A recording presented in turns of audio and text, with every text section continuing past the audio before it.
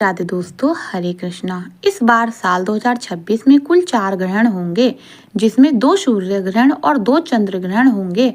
फाल्गुन महीने में इस बार 2 ग्रहण लगने जा रहे हैं।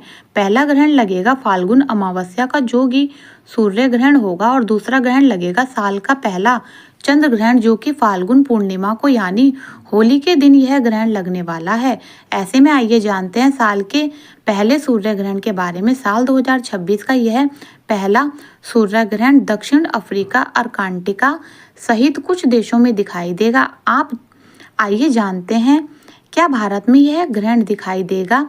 ग्रहण कब से लेकर कब तक रहेगा, ग्रहण का सूतक काल कब से लगेगा, ग्रहण के दौरान क्या करना चाहिए क्या नहीं। आपको बता दें कि साल का पहला सूर्य ग्रहण कुंभ राशि में लगने जा रहा है।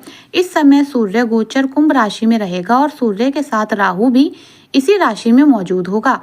ऐसे में यह सूर्य ग्रहण बहुत ही प्रतिकूल प्रभाव डालने वाला है।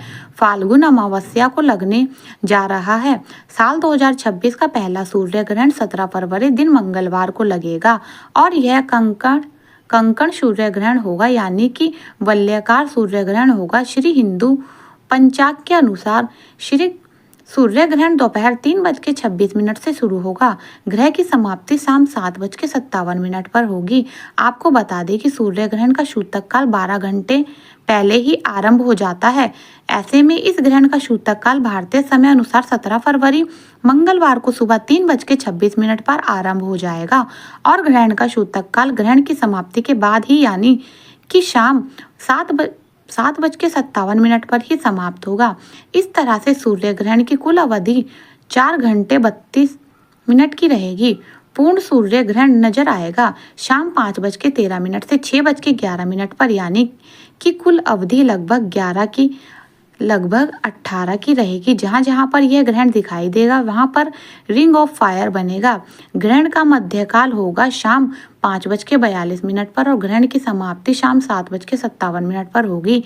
यह कंकड़ सूर्य ग्रहण दक्षिण अफ्रीका के दक्षिण हिस्सों, जिसमें जोम्बे, Tanzania, Botswana, Malaysia, Namibia, Mozambique हिस्से और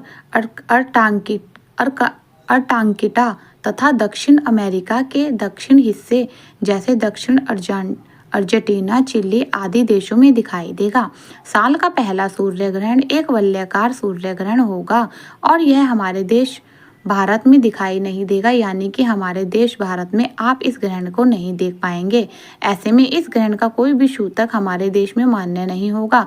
तो गर्भवती महिलाओं को इस ग्रहण में कुछ भी सावधानी बरतने की आवश्यकता वैसे तो नहीं है, लेकिन फिर भी कहा यही जाता है, हमारे बड़े बुजुर्ग यही कहते हैं कि खास तौर पर गर्भवती महिलाओं को ग्रहण की कुल अवधि में अपने शरीर को पूरी तरह से ढककर रखना चाहिए। अगर आवश्यकता ना हो तो घर के बाहर ना निकलें और इस दौरान मानसिक रूप से आप किसी भी मंत्र का जाप कर सकते हैं या कोई धार्मिक पुस्तक आदि पढ़ सकते हैं। अपने मन को शांत रखें और ग्रहण के किसी भी प्रभाव को लेकर किसी भी तरह की नकारात्मक सोच से बचें, क्योंकि इस समय आदि आपका मन अशांत होता है तो उनका दुष्प्रभाव आपके होने वाले शिशु पर जरूर पड़ सकता है। इसलिए गर्भवती महिलाओं को ना तो सूतक काल के नियमों और ना ही ग्रहण के नियमों का पालन करने की आवश्यकता है, लेकिन इसके बावजूद भी आपकी इच्छा पर निर्भर करता है कि आप पालन करना चाहते हैं या नहीं। क्योंकि ग्रहण हमारे देश में दिखाई नहीं देगा, इसलिए अमावस्या संबंधित जो भी कार्य है वो आप कर सकते हैं। हालांकि ग्रहण की समाप्ति के बाद आप कुछ काम ऐसे हैं जो कर सकते हैं, जो कि आप ग्रहण के बाद शाम के समय स्नान करें और कुछ दान सामग्री आप अपनी सामर्थ्य के अनुसार किसी जरूरतमंद व्यक्ति को जरूर दें, क्योंकि ग्रहण के समय किए गए दान की महिमा हमारे पुराणों में भी बताई गई है और इस समय किए गए दान की तुल्य अन्य दानों से कहीं अधिक होती है।